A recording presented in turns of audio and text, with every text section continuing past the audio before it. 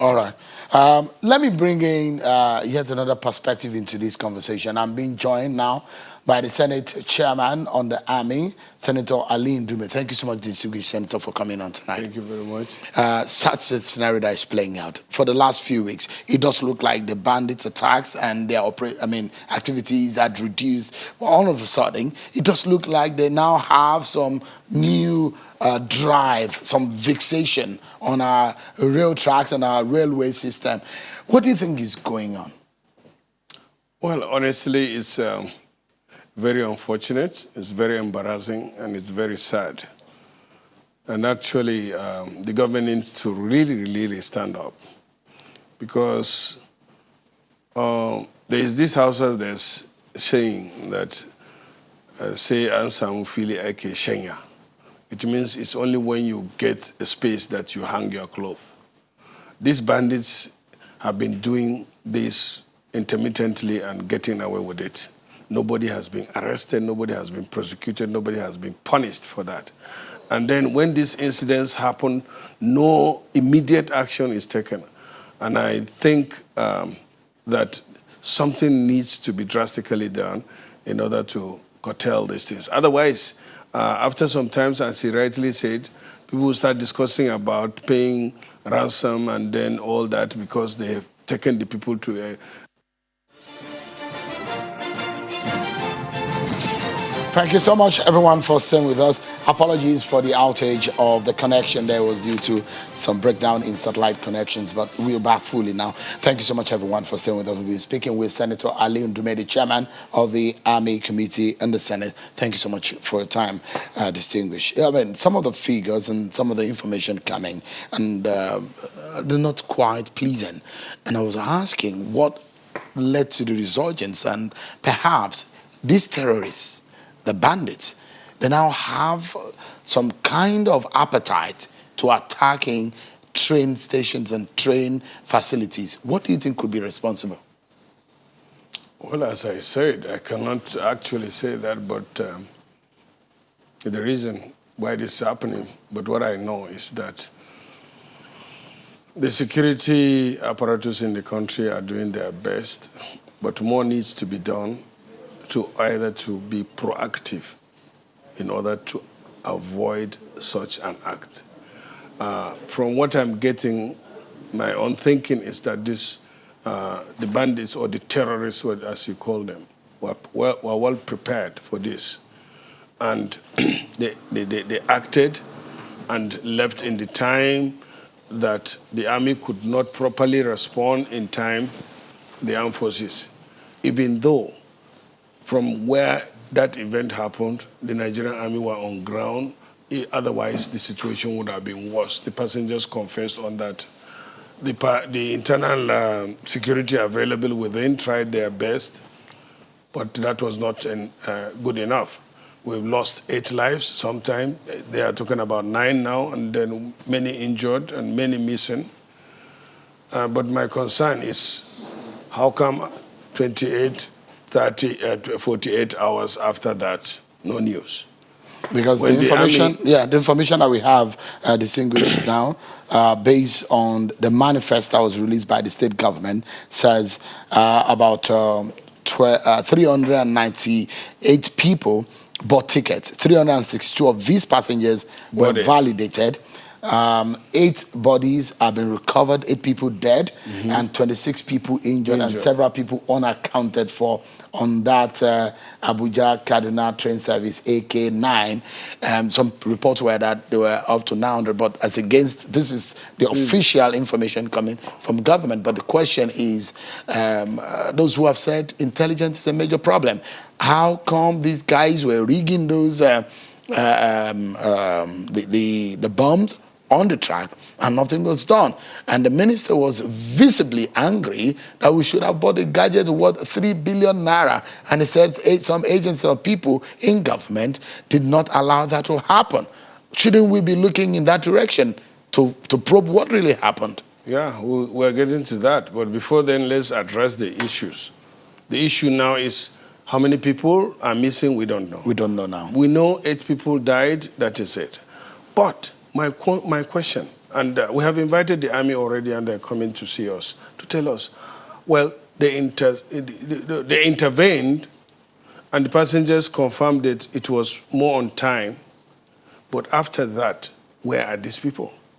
I mean, up to now, we cannot say, this is where they are, or some security agencies cannot say they'll get these people that, And I understand that there were so many of them on motorcycles, and they came with buses. The buses that they took people and put them and left with and them. ferried them away. So it's not like flying or... They were well prepared, they were armed enough, they were orchestrated. Definitely. They strategized very well for this attack. But another one happened just less than 24 hours afterwards. On the road. Yes. Yes. But what surprises me is, by now, left to me, there should have been a situation room, an information, center that will be telling people what is happening every time. But maybe for security reasons, as usual. But Senator, if the information on what governor of Kaduna State, whatever he said, is anything to go by, on the fact that these bandits and these terrorists, they know them. They know where they are. They can listen to them. The governor said that they can listen to their communication. But the problem is that they are not being attacked on all angles. Wait, Sheung, that is what I really don't buy into.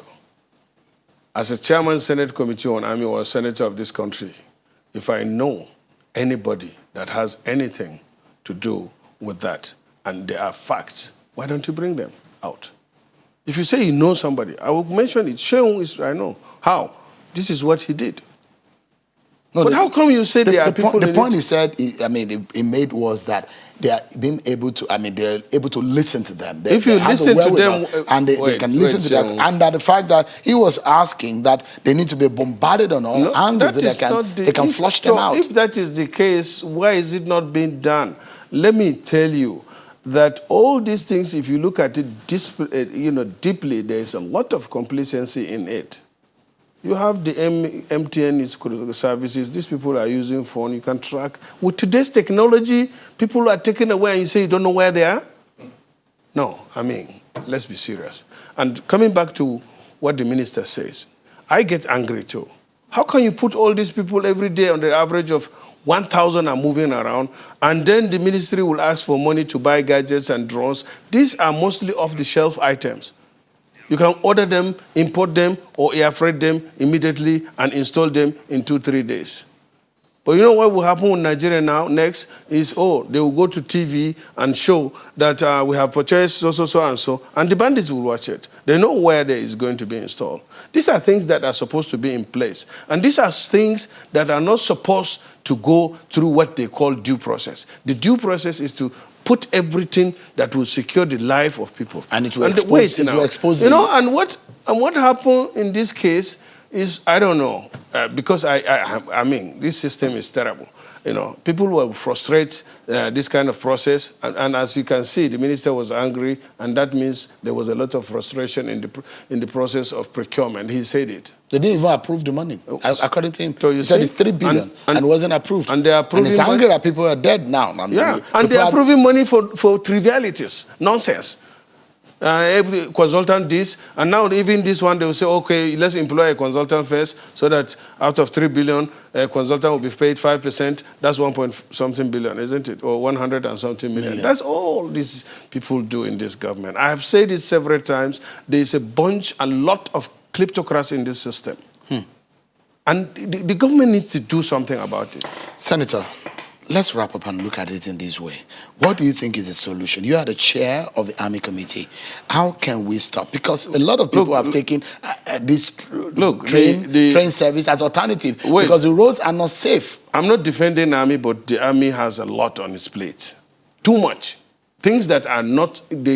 Army has nothing to do with securing terrain road. It's not. It's a police or even local security arrangement by the by the Nigerian Railway. But if they are not given the money and the resources for that, they can't do it. And that's what the minister is saying. Why don't you now ask people, you get drones, you can get drones installed on the way, and you can get the locals to, supervise and make sure, these bandits are, as they said, most of the passengers are saying these are kids that are youths that are between the ages of 18 and 20 or 30 at most. And they don't fly or they don't disappear. They came in groups, 200, and then all of a sudden they disappear, and nobody can say, no, we got 10 here, 20, or even that is if they disperse themselves. And they probably have traveled several if kilometers. You talk like this, people start thinking, oh, this guy is just a senator or a politician, he doesn't know what he's doing. If I'm in the army or in the police, I would have been an IG now or retired. So it's high time we hold people responsible. It's high time the citizens too. How can you say now in Abuja, if something happens in this place, channels, and then I'm not praying for you to be attacked or something like that, but if something happens, within minutes, the information will be on the social media. But what will happen around? Why don't you condone this place? Why don't you deploy people? If you do that, you cover this area, why don't you have additional people? And then the question I'm saying is, what of your neighbors here? If something happens in the channel, people here will know. Why wouldn't they report? And Nigerian citizens too are complicit because these people live in villages. They don't are afraid. They operate with people. They go to the markets now. They'll go and get food for these people. What about the intelligence? Distinguished, we need to leave it at that. Probably, I think before the week runs out, if you have time, that we can discuss this further when you have met the Army Committee. Yeah, we are meeting the committee, but not this week. It's going to be Thursday. Yes. Okay. And let me say that, again, I spoke with the COAS. He was right on time. The next day, he was there himself. It's not an external aggression. Yes, it's terrorists, but this is the work of police, SS, and all that. All right. Distinguished, thank you so much for coming on. I really appreciate it. Thank you so much for coming.